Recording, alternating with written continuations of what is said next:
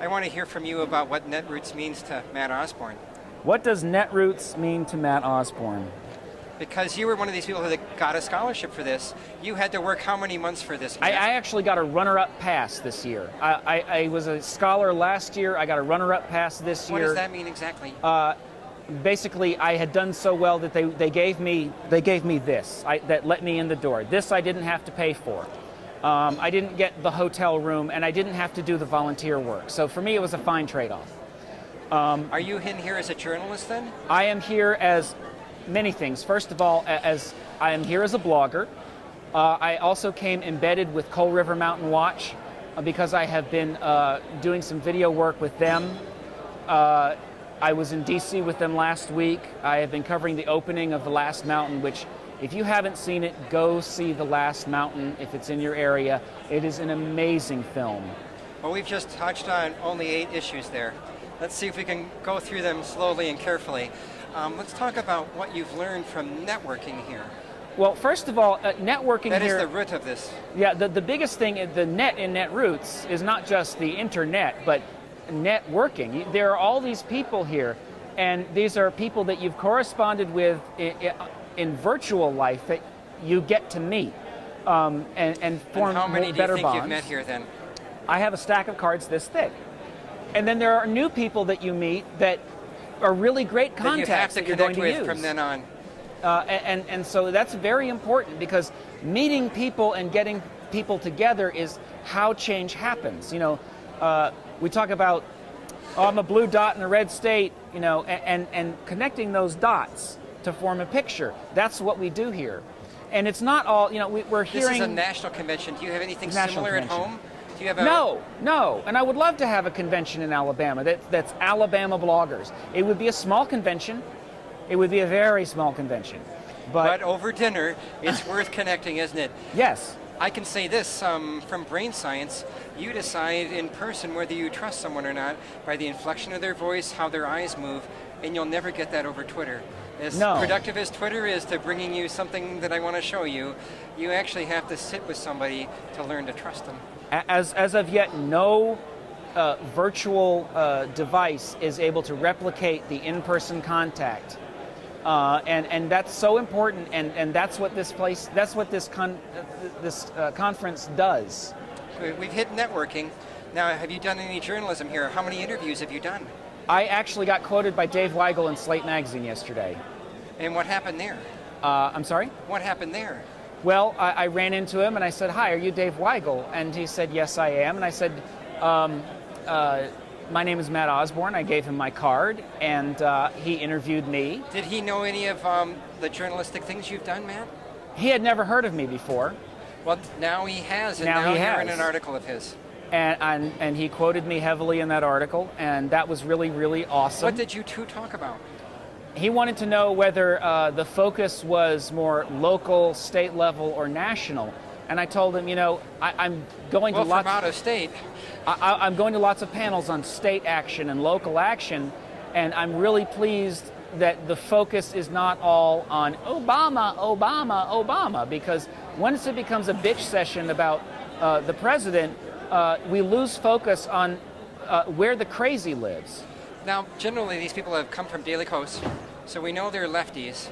What kind of mood are we getting here about Obama, though? Because I've heard from many people on the left that they can't vote for him again.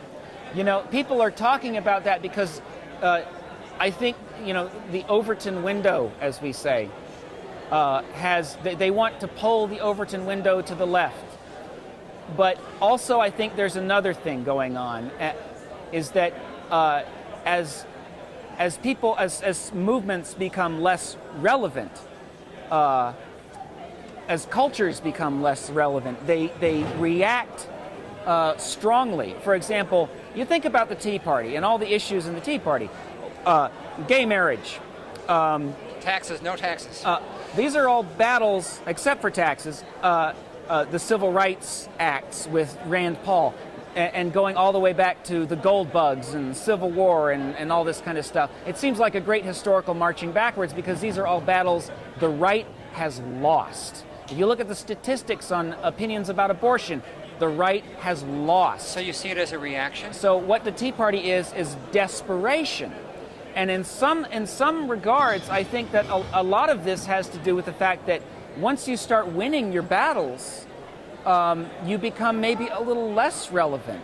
What are you going to do after? What is the next thing? Or some of these folks, people who are sort of World Socialist Workers website kind of people, have been less and less relevant since the early 1990s. And I think some of this is desperation.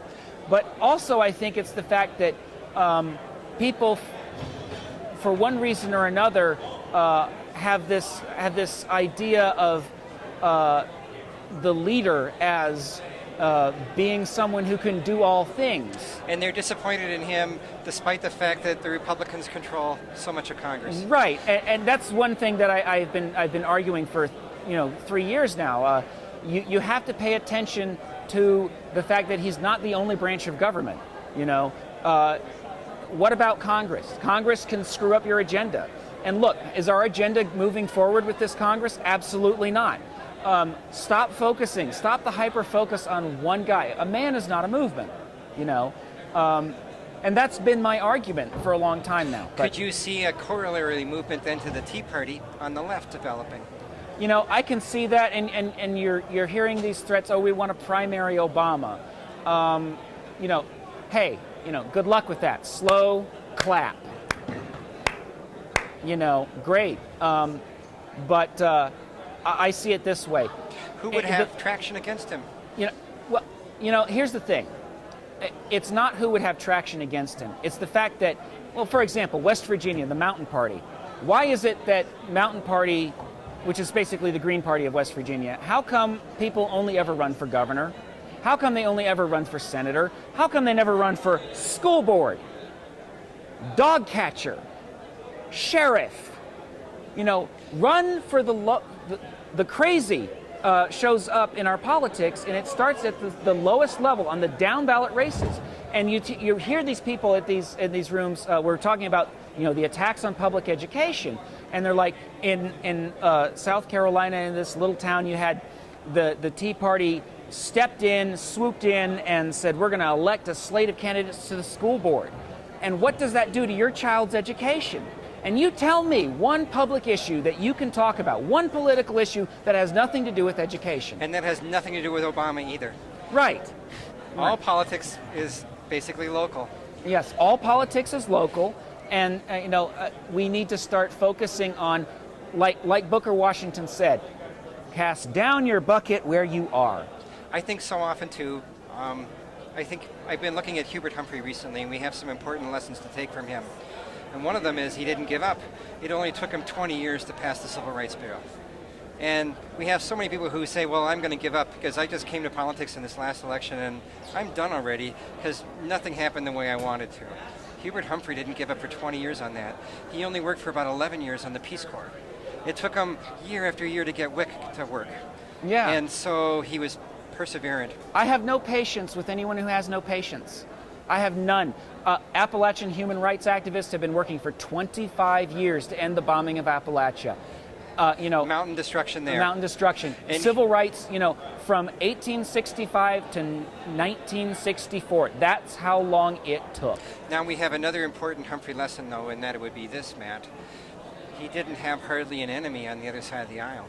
Mm-hmm. He had a rather magical personality, and he kept being able to work with Goldwater or Everett Dirksen and get things done. Yeah. And now we have two groups, the Democrats and the Republicans, who don't seem to be very fond of that idea anymore. No. And even Wellstone made friends with the people on the right. Right. And he got bills passed. Our politics have become very, I'm going to use a big word, have become very Manichaean. That means it's very black and white. Politics have become the continuation of war by other means, to sort of invert the Clausewitzian phrase. All or none gets you often none. Yes, it's all or nothing, and what we have seen, again, the desperation, because Republicans lost so badly in 2008 and had lost so much. They lost Congress in 2006, and they had lost the Senate. And when they got back in office and got a majority, they went for all. Right. And and it kind of shocked a few people in Wisconsin. Right, and what you see is now that we've grabbed the reins of power again, we have to go full bore on the furthest right agenda we possibly can. And, how does... A year and a half from now, though, they may not be in office again. They may not. Even in Alabama, we have a reaction building out there. There is a grassroots, on-the-ground reaction building up to what Republicans have done. So we could give that lesson then to the Democrats, too. A year and a half from now, when they're back in office with majorities, don't work with the other side. Right. See if you can make them happy, too. It's okay to work with the other side if the other side is willing to work with you. Do you know about our state situation currently here, right. Matt, where we can't pass a budget, and we've got $6 billion hole. Republicans and Democrats are hardly talking. We're going to shut down the state here soon. I read about your impending state shutdown, and that's an example of how the outcome of this type of politics. And really, you can always see it when authoritarianism shows up. And the Tea Party, you can see lots of authoritarianism showing up in that. And authoritarianism polarizes politics. It becomes more extreme. We have that here with the Republican Party, where the chair has thrown out people he didn't like out of his own party.